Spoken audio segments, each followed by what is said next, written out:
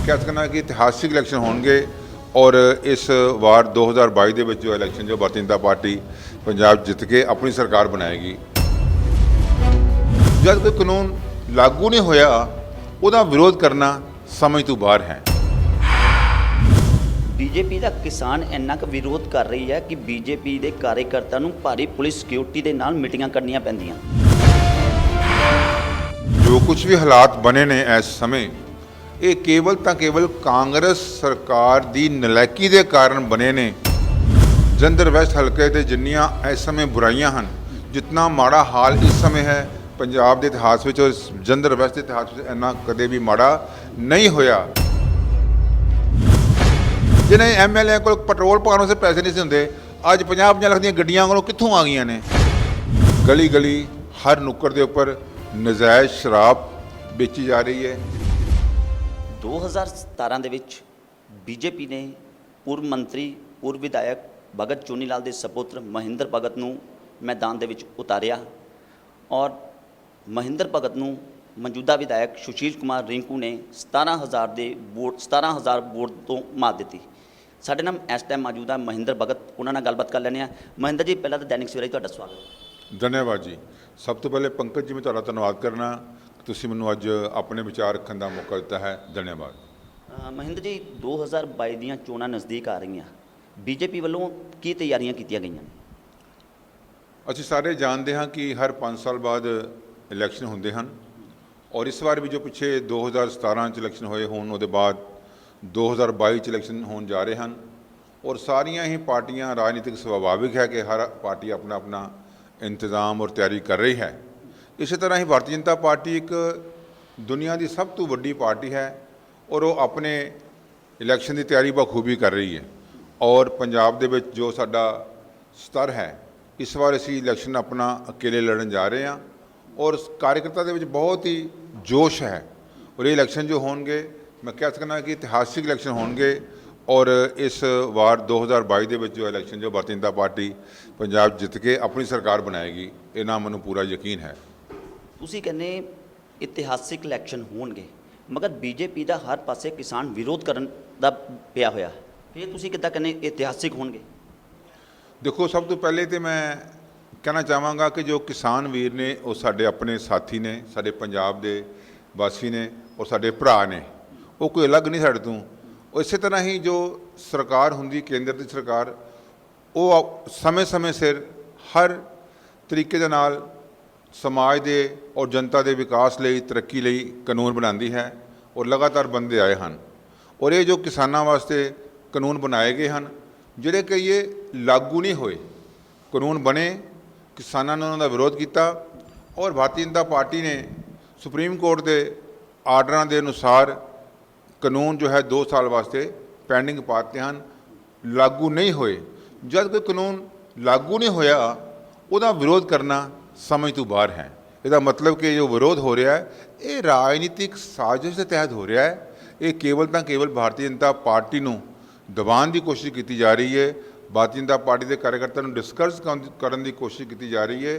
कानूनों के विरोध तां होए अगर लागू होन, जो लागू नहीं होए कानून उसका विरोध क्यों? सो इस करके मैं कह सकना कि पीछे बहुत वड्डी साजिश है। अपने किसान वीरों को बेनती करनी चाहांगा मेरे वीरों, ਤੁਸੀਂ ਸਾਜ਼ਿਸ਼ ਦੀ ਗੱਲ ਕੀਤੀ ਹੈ, ਸਾਜ਼ਿਸ਼ ਕੌਣ ਕਰ ਰਿਹਾ ਤੇ ਕਿਉਂ ਕਰ ਰਿਹਾ?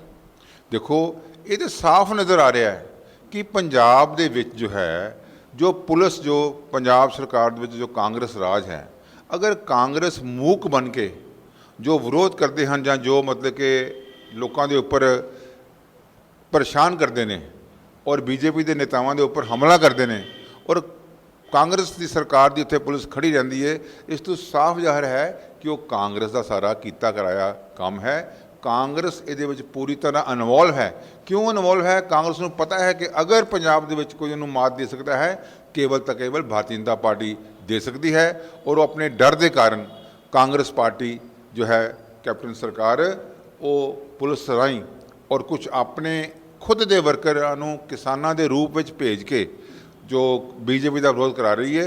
इस करके ये भी बहुत ही माड़ी गल है कि कोई पार्टी अपने राजनीतिक लाभ वास्ते ਜੋ ਨੇਤਾ ਬੀਜੇਪੀ ਦੇ ਲੀਡਰ ਨੇ ਉਹਨਾਂ ਨੂੰ ਉੱਪਰ ਉਹਨਾਂ ਦਾ ਵਿਰੋਧ ਕੀਤਾ ਜਾਵੇ। ਡੈਮੋਕ੍ਰੇਸੀ ਵਿੱਚ ਹਰ ਪਾਰਟੀ ਨੂੰ, ਹਰ ਇਨਸਾਨ ਨੂੰ ਹੱਕ ਹੈ ਆਪਣੀ ਗੱਲ ਕਹਿਣ ਦਾ। ਉਹ ਕਹਿ ਸਕਦੇ ਹਨ, ਵਿਰੋਧ ਕਰਨਾ ਹੈ ਕਰ ਸਕਦੇ ਹਨ, ਪਰ ਵਿਰੋਧ ਕਰਨ ਦਾ ਤਰੀਕਾ ਜੋ ਹੈ ਉਹ ਕਾਨੂੰਨ ਦੇ ਮੁਤਾਬਕ ਹੋਣਾ ਚਾਹੀਦਾ ਹੈ। ਉਹ ਕਿਸੇ ਨੂੰ ਟੱਚ ਕਰਨਾ, ਕਿਸੇ ਨੂੰ ਕੁੱਟਣਾ, ਮਾਰਨਾ, ਇਹ ਕਿਤੇ ਵੀ ਕਾਨੂੰਨ ਦੇ ਵਿੱਚ ਨਹੀਂ ਲਿਖਿਆ। ਮੈਂ ਉਹਦਾ ਵਿਰੋਧ ਕਰਦਾ ਹਾਂ। ਬੀਜੇਪੀ ਦਾ ਕਿਸਾਨ ਇੰਨਾ ਕੁ ਵਿਰੋਧ ਕਰ ਰਹੀ ਹੈ ਕਿ ਬੀਜੇਪੀ ਦੇ ਕਾਰਜਕਰਤਾ ਨੂੰ ਭਾਰੀ ਪੁਲਿਸ ਸਿਕਿਉਰਿਟੀ ਦੇ ਨਾਲ ਮੀਟਿੰਗਾਂ ਕਰਨੀਆਂ ਪੈਂਦੀਆਂ। ਮੈਂ ਕਹਿ ਸਕਣਾ ਕਿ ਇਹ ਜੋ ਕੁਝ ਵੀ ਹਾਲਾਤ ਬਣੇ ਨੇ ਇਸ ਸਮੇਂ, ਇਹ ਕੇਵਲ ਤਾਂ ਕੇਵਲ ਕਾਂਗਰਸ ਸਰਕਾਰ ਦੀ ਨਲਾਇਕੀ ਦੇ ਕਾਰਨ ਬਣੇ ਨੇ। ਉਹਨਾਂ ਨੇ ਐਸੇ ਹਾਲਾਤ ਬਣਾਏ ਹਨ ਕਿ ਜੋ ਕਿਸਾਨਾਂ ਦੇ ਰੂਪ ਵਿੱਚ ਕੁਝ ਕਮਿਊਨਿਸਟ ਔਰ ਕੁਝ ਦੂਜੀਆਂ ਪਾਰਟੀਆਂ ਦੇ ਕਾਂਗਰਸ ਦੇ ਕਾਰਜਕਰਤਾ ਵਿੱਚ ਬਣ ਕੇ ਜੋ ਬੀਜੇਪੀ ਨੂੰ ਜੋ ਆਜ਼ਾਦ ਹਰ ਆਦਮੀ ਦਾ ਹੱਕ ਹੈ ਕਾਨੂੰਨ ਦੇ ਮੁਤਾਬਕ ਆਪਣੀ ਪਾਰਟੀ ਦੀ ਗੱਲ ਰੱਖਣਾ, ਆਪਣਾ ਪ੍ਰਚਾਰ ਕਰਨਾ, ਉਸ ਤੋਂ ਰੋਕਣਾ, ਇਹ ਕਾਂਗਰਸ ਦੀ ਮੈਂ ਕਹਿੰਦਾ ਬਦਮਾਸ਼ੀ ਹੈ, ਗੁੰਡਾਗਰਦੀ ਹੈ। ਤੁਹਾਡੇ ਬੀਜੇਪੀ ਦੇ ਕਾਰਜਕਰਤਾ ਨੇ ਕਿਸਾਨਾਂ ਦੀ ਆਵਾਜ਼ ਚੱਕੀ। ਕਿਸਾਨਾਂ ਦੀ ਆਵਾਜ਼ ਚੱਕਣ ਤੇ ਉਹਨਾਂ ਨੂੰ ਪਾਰਟੀ ਤੋਂ ਬਾਹਰ ਕਰ ਦਿੱਤਾ, ਜਿਸ ਤੋਂ ਬਾਅਦ ਉਹਨਾਂ ਨੇ ਸ਼੍ਰੋਮਣੀ ਅਕਾਲੀ ਦਲ ਦਾ ਦਾਮਨ ਫੜ ਲਿਆ। ਦੇਖੋ, ਸਭ ਤੋਂ ਪਹਿਲੇ ਮੈਂ ਪੰਕਜ ਜੀ ਤੁਹਾਨੂੰ ਕਹਿਣਾ ਚਾਹਾਂਗਾ ਕਿ ਜਿਹੜੀ ਭਾਰਤੀ ਜਨਤਾ ਪਾਰਟੀ ਹੈ ਉਹ ਕੋਈ ਕਿਸਾਨਾਂ ਦੇ ਵਿਰੋਧੀ ਨਹੀਂ। ਅਸੀਂ ਪਿੱਛੇ ਜੀ ਇੱਕ ਕਿਤਾਬ ਵੀ ਪੈਂਫਲੇਟ ਕੱਢਿਆ ਹੈ ਪ੍ਰਧਾਨ ਮੰਤਰੀ ਮੋਦੀ ਜੀ ਵੱਲੋਂ, ਜਿਹਦੇ ਵਿੱਚ ਜਿੰਨੇ ਵੀ ਅਸੀਂ ਕਿਸਾਨਾਂ ਲਈ ਕੰਮ ਕੀਤੇ ਹਨ ਉਹਦੇ ਉੱਪਰ ਪੂਰੇ ਲਿਖੇ ਹਨ। ਜੇ ਅਨਿਲ ਜੋਸ਼ੀ ਨੇ ਕਿਸਾਨਾਂ ਦੀ ਆਵਾਜ਼ ਚੱਕੀ ਸੀ ਤੇ ਅਨਿਲ ਜੋਸ਼ੀ ਨੂੰ ਪਾਰਟੀ ਹਾਈਕਮਾਨ ਤੋਂ ਪਾਰਟੀ ਤੋਂ ਬਾਹਰ ਕਿਉਂ ਕਰ ਦਿੱਤਾ ਗਿਆ, ਜਿਸ ਕਾਰਨ ਅਨਿਲ ਜੋਸ਼ੀ ਨੇ ਸ਼੍ਰੋਮਣੀ ਅਕਾਲੀ ਦਲ ਦਾ ਦਾਮਨ ਫੜ ਲਿਆ? ਦੇਖੋ, ਹਰ ਆਦਮੀ ਨੂੰ ਜੋ ਗੱਲ ਕਰਨ ਦਾ ਤਰੀਕਾ ਹੈ ਉਹ ਆਪਣੀ ਮਰਿਆਦਾ 'ਚ ਰਹਿ ਕੇ ਗੱਲ ਕਰਨੀ ਚਾਹੀਦੀ ਹੈ। ਅਸੀਂ ਪਾਰਟੀ ਦੇ ਕਾਰਜਕਰਤਾ ਹਾਂ। ਅਗਰ ਸਾਨੂੰ ਕੋਈ ਵੀ ਗੱਲ ਕਰਨੀ ਹੈ ਪਾਰਟੀ ਦੇ ਲੀਡਰ ਸਾਹਿਬਾਨਾਂ ਦੇ ਵਿੱਚ ਰਹਿ ਕੇ ਗੱਲ ਕਰਨੀ ਚਾਹੀਦੀ ਹੈ। ਚੁਰਾਹਿਆਂ 'ਤੇ ਔਰ ਪਬਲਿਕਲੀ ਮੀਡੀਆ ਵਿੱਚ ਆ ਕੇ ਆਪਣੀ ਪਾਰਟੀ ਦੇ ਖਿਲਾਫ ਕੋਈ ਅੱਛਾ ਕਾਰਜਕਰਤਾ ਅਗਰ ਕਰਦਾ ਹੈ, ਮੈਂ ਇਹਨੂੰ ਅਨੁਸ਼ਾਸਨਹੀਨਤਾ ਮੰਨਾਂਗਾ। ਔਰ ਉਹਨਾਂ ਨੇ ਚੁਰਾਹਿਆਂ ਦੇ ਉੱਪਰ ਔਰ ਮੀਡੀਆ ਦੇ ਵਿੱਚ ਜਾ ਕੇ ਪਾਰਟੀ ਦੇ ਲੀਡਰਾਂ ਉੱਪਰ ਇਲਜ਼ਾਮ ਲਗਾਏ, ਕਿਉਂਕਿ ਅਸੀਂ ਪਾਰਟੀ 'ਚ ਆਪਣੀ ਗੱਲ ਕਰ ਸਕਦੇ ਹਾਂ, ਆਪਣੇ ਨਿਜ਼ਾਮਾਂ 'ਤੇ ਇਲਜ਼ਾਮ ਨਹੀਂ ਲਗਾ ਸਕਦੇ। ਇੱਕ ਅੱਛਾ ਕਾਰਜਕਰਤਾ ਐਸਾ ਕੰਮ ਨਹੀਂ ਕਰ ਸਕਦਾ। ਸੋ ਪਾਰਟੀ ਹਾਈਕਮਾਨ ਨੇ ਮਹਿਸੂਸ ਕੀਤਾ, ਇਹ ਮੇਰਾ ਪ੍ਰੈਰੋਗੇਟਿਵ ਨਹੀਂ, ਇਹ ਹਾਈਕਮਾਨ ਨੇ ਮਹਿਸੂਸ ਕੀਤਾ ਕਿ ਅਨਿਲ ਜੋਸ਼ੀ ਜੀ ਨੇ ਜੋ ਕੰਮ ਕੀਤਾ ਹੈ, ਜੋ ਗੱਲਾਂ ਕੀਤੀਆਂ ਹਨ, ਜੋ ਮੀਡੀਆ 'ਚ ਗਏ ਹਨ, ਉਹਨਾਂ ਨੇ ਅਨੁਸ਼ਾਸਨਹੀਨਤਾ ਕੀਤੀ ਹੈ। ਇਹ ਸਮਝਦੇ ਹੋਏ ਪਾਰਟੀ ਹਾਈਕਮਾਨ ਨੇ ਉਹਦਾ ਵਿਰੋਧ ਕੀਤਾ। ਉਹਨਾਂ ਨੂੰ ਪਾਰਟੀ 'ਚ 6 ਸਾਲ ਲਈ ਉਹਨਾਂ ਨੇ ਨਿਸ਼ਕਾਸਿਤ ਕੀਤਾ ਹੈ। ਤੁਹਾਡੇ ਇਲਾਕੇ ਦੀ ਗੱਲ ਕਰਦਾ, 2017 ਦੇ ਵਿੱਚ ਬੀਜੇਪੀ ਨੇ ਤੁਹਾਨੂੰ ਮੈਦਾਨ ਦੇ ਵਿੱਚ ਉਤਾਰਿਆ ਔਰ ਮੌਜੂਦਾ ਵਿਧਾਇਕ ਸੁਸ਼ੀਲ ਕੁਮਾਰ ਰਿੰਕੂ ਨੇ ਤੁਹਾਨੂੰ ਲਗਭਗ 17,000 ਵੋਟ ਦੇ ਨਾਲ ਮਾਤ ਦਿੱਤੀ। ਜੇ ਗੱਲ ਕਰਾਂ ਵੈਸਟ ਦੀ, ਵੈਸਟ ਹਲਕੇ ਨੂੰ ਤੁਸੀਂ ਕਿੱਦਾਂ ਦੇਖਦੇ ਹੋ? ਮੌਜੂਦਾ ਵਿਧਾਇਕ ਜਿਹੜੇ ਹੈਗੇ ਉਹਨਾਂ ਦੇ ਕੰਮਾਂ ਨੂੰ ਤੁਸੀਂ ਕਿੱਦਾਂ ਦੇਖਦੇ ਹੋ? ਦੇਖੋ, ਕੋਈ ਵੀ ਜਦੋਂ ਇਲੈਕਸ਼ਨ ਹੁੰਦਾ ਹੈ, ਹਾਰ ਜਿੱਤ ਜੋ ਹੈ ਇੱਕ ਇਲੈਕਸ਼ਨ ਦਾ ਇੱਕ ਸਵਰੂਪ ਹੈ। ਇੱਕ ਜਿੱਤਦਾ ਹੈ, ਇੱਕ ਹਾਰਦਾ ਹੈ। ਭਗਤ ਜੀ ਪਿਛਲੀ ਵਾਰ ਤੋਂ ਸਮੇਂ ਤੋਂ 4 ਵਾਰੀ ਇਲੈਕਸ਼ਨ ਲੜੇ ਔਰ ਉਹ 3 ਵਾਰੀ ਜਿੱਤੇ। तो नैचुरली 3 वारी कांग्रेस का उम्मीदवार हारिया। सो हार जित जो है ये पॉलिटिक्स के होंदी रहिंदी है। पर असीं ये भी सारे जानते हैं कि 10 साल का लोगों के मन में एक इनकंपेटेंसी का जो विरोध सी सरकार के प्रति, वो लोगों ने अपना गुस्सा कढ़िया। सानू जो भी जनता ने अपना अमेंड दिता सानू मंजूर है, असीं उसनूं स्वीकार करते हाँ। पर हार जित बनी है। पर मेरा मनना है कि जो कोई इंसान जित जाता है, इलाके का विधायक बन जाता है, उहदे उपर बहुत वड्डियां जिम्मेदारियां बन जांदियां हन। एक रिस्पोंसिबिलिटी उहदे बनती है, पब्लिक का नुमाइंदा होंदा है, उहदा हर काम जो है समाज की बेहतरी होना चाहिए है। पर मैनू जो जलंधर वैस्ट की सारी जो मैं देखता हाँ, क्योंकि मेरा लगातार रोज़ वैस्ट हल्के च आना जाना होंदा है, और वैस्ट हल्का अगर मैं कहां कि पंजाब के इतिहास में जलंधर वैस्ट हल्के दे जिन्नियां इस समय बुराइयां हैं, जितना माड़ा हाल इस समय है पंजाब के इतिहास में और जलंधर वैस्ट के इतिहास में इन्ना कदे भी माड़ा नहीं होया। गली गली दे विच शराब विक्री है, गली गली दे विच लाटरी दरा सट्टा और माफिया जो भू माफिया है, जितनियां भी बुराइयां हैं इस समय वो जलंधर वैस्ट विच पनप गई हैं। और बड़ा दुख हो रहा है कि नौजवान बच्चे साडे मर रहे हैं और कांग्रेस का विधायक कुंभकर्ण की निंदा सुता होए। कांग्रेस के विधायक ने अपने 4.5 साल दे विच एक बारी भी नहीं किया पुलिस नूं कहा कि बई जरा मेरे इलाके च नशा है वो बंद होना चाहिए है। इस तो साफ ज़ाहिर है अगर वो नहीं कहता इसका मतलब कि उसकी मिली भगत है। अगर उसकी मिली भगत नहीं हैगी तो नशा बंद क्यों नहीं करांदा। सो पंजाब दे विच जो साडे नशा कहा सी कांग्रेस सरकार ने असीं बंद करावांगे। अज अगर देखा जाए पंजाब के इतिहास में सब तो ਜ਼ਿਆਦਾ ਨਸ਼ਾ ਅਗਰ ਵਿਕ ਰਿਹਾ ਹੈ ਇਸ ਮੌਜੂਦਾ ਕਾਂਗਰਸ ਸਰਕਾਰ ਦੇ ਵਿੱਚ ਰਿਹਾ ਹੈ, ਔਰ ਕਾਂਗਰਸ ਦੇ ਵਿਧਾਇਕ ਨਸ਼ਾ, ਬੂ ਮਾਫੀਆ, ਲੜਾ ਸੱਟਾ, ਲਾਟਰੀ 'ਚ ਖੁਦ ਇਨਵੋਲਵ ਹੋ ਕੇ, ਜਿਹਨੇ ਐਮਐਲਏ ਕੋਲ ਪੈਟਰੋਲ ਪਾਉਣ ਵਾਸਤੇ ਪੈਸੇ ਨਹੀਂ ਸੀ ਹੁੰਦੇ, ਅੱਜ 50-50 ਲੱਖ ਦੀਆਂ ਗੱਡੀਆਂ ਕੋਲੋਂ ਕਿੱਥੋਂ ਆ ਗਈਆਂ ਨੇ। ਇਸ ਤੋਂ ਸਾਫ਼ ਜ਼ਾਹਰ ਹੈ ਕਿ ਇਹਨਾਂ ਲੋਕਾਂ ਨੇ ਜੋ ਹੈ ਭ੍ਰਸ਼ਟਾਚਾਰ ਕਰ ਰਹੇ ਹਨ। ਅੱਜ ਉਹਨਾਂ ਦੇ ਜੋ ਸ਼ਾਨੋ ਸ਼ੌਕਤ ਅੱਗੋਂ ਵੱਧ ਗਈ ਹੈ, ਉਹ ਕੀ ਹੋਇਆ? ਕੋਈ ਉਹਦੀ ਲਾਟਰੀ ਨਿਕਲੀ ਹੈ? ਕੇਵਲ ਤਾਂ ਕੇਵਲ ਉਹ ਵੋਟਾਂ ਲੈ ਕੇ ਭ੍ਰਸ਼ਟਾਚਾਰ ਕਰ ਰਹੇ ਹਨ। ਜਿਨ੍ਹਾਂ ਲੋਕਾਂ ਨੇ ਬੜੀਆਂ ਉਮੀਦਾਂ ਦੇ ਨਾਲ ਉਹਨਾਂ ਨੂੰ ਵੋਟਾਂ ਪਾਈਆਂ, ਅੱਜ ਉਹ ਉਹਨਾਂ ਦੀ ਜਾਨ ਨੂੰ ਰੋ ਰਹੇ ਨੇ ਕਿ ਅਸੀਂ ਇਤਨੀ ਵੱਡੀ ਗਲਤੀ ਕਰਤੀ। ਕਿਸੇ ਵੇਲੇ ਮੈਂ ਤਾਂ ਹੈਰਾਨ ਹੁੰਦਾ ਕਿ ਐਮਐਲਏ ਦਾ ਜੋ ਕੰਮ ਹੈ ਉਹਦੀ ਗਰਿਮਾ ਹੁੰਦੀ ਪੋਸਟ ਦੀ, ਉਹਨਾਂ ਨੇ ਗਰਿਮਾ ਜੋ ਐਮਐਲਏ ਦੀ ਪੋਸਟ ਦੀ ਗਰਿਮਾ ਨੂੰ ਉਹਨਾਂ ਨੇ ਦਾਗ ਲਗਾ ਦਿੱਤਾ ਹੈ। ਕਦੇ ਕਿਸੇ ਐਮਐਲਏ ਦਾ ਐਸੇ ਮਾੜੇ ਕੰਮਾਂ 'ਚ ਨਾ ਆਉਣਾ। ਮੈਂ ਕੱਲ੍ਹ ਪਰਸੋਂ ਦੇਖ ਰਿਹਾ ਸੀ, ਵੀਡੀਓ ਦੇਖ ਰਿਹਾ ਸੀ ਇੱਕ ਮੈਂ, ਉਹਦੇ ਵਿੱਚ ਮੇਰਾ ਇੱਕ ਵੀਰ ਜ਼ੋਰ ਸ਼ੋਰ ਨਾਲ ਕਹਿ ਰਿਹਾ ਹੈ ਕਿ ਇਸ ਇਲਾਕੇ ਦਾ ਐਮਐਲਏ ਲਾਟਰੀ, ਦੜਾ ਸੱਟਾ ਵਿਕਾ ਰਿਹਾ, 50,000 ਮਹੀਨਾ ਉਹਨਾਂ ਕੋਲੋਂ ਲਾਟਰੀ ਵਾਲੇ ਕੋਲ ਪੈਸੇ ਲੈ ਰਿਹਾ।